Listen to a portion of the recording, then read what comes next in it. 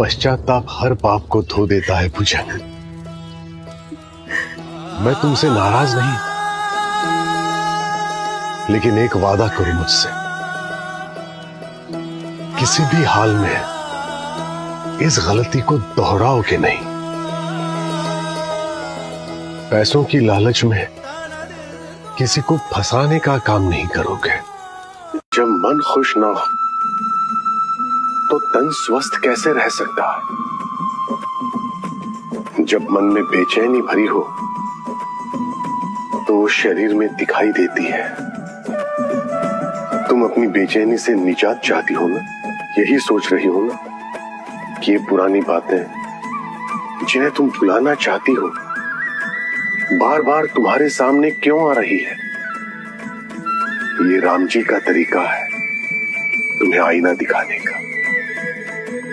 अगर तुम चाहती हो कि ये बातें तुम्हें दिखनी बंद हो जाए, ये बेचैनी चली जाए, तो उठो और मेरे पास चली आओ।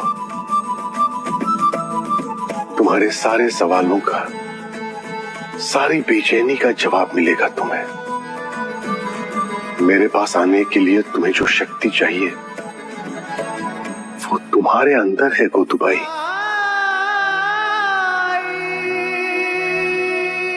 राम जी भला करें। कोई भी इंसान किसी चीज का खुद अनुभव करता है, तभी उसे वो बात सही मायने में समझ आती है। राम जी ने आज तुम्हें छोटी सी उम्मीद दी है। श्रद्धा और सबूरी रखो, बहुत जल्द खुशियां भी मिल जाएंगी। हर बार चीजें हमारे मन के मुताबिक नहीं हो पाती। अगर मन का हो तो अच्छा, अगर ना हो तो और भी अच्छा,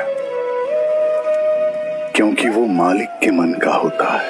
जिंदगी जीते वक्त हमेशा दो सवाल खुद से पूछने चाहिए। पहला, तुम्हारे शरीर की जरूरत क्या है? और दूसरा, तुम्हारी आत्मा की जरूरत क्या है? शांति से सोचोगी तो समझ आएगा। लेकिन माता पिता को यह समझना होता है कि बच्चों की परवरिश में प्यार जितना अहमियत रखता है, उतनी ही अहमियत अनुशासन की भी होती है। अच्छे खानपान के साथ साथ अच्छी शिक्षा और अच्छी आदतें भी डलवानी पड़ती है।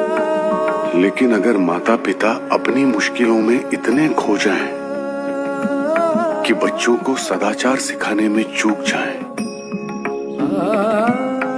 तो वहां सब कुछ ढह जाता है। जीवन में अक्सर ऐसा होता है भीवा। राम जी हमें किसी ना किसी रूप में गलती करने से रोकते हैं, संकेत देते हैं, कभी गुरु के रूप में तो कभी परिजन के। अगर हम समझ जाएं तो भला,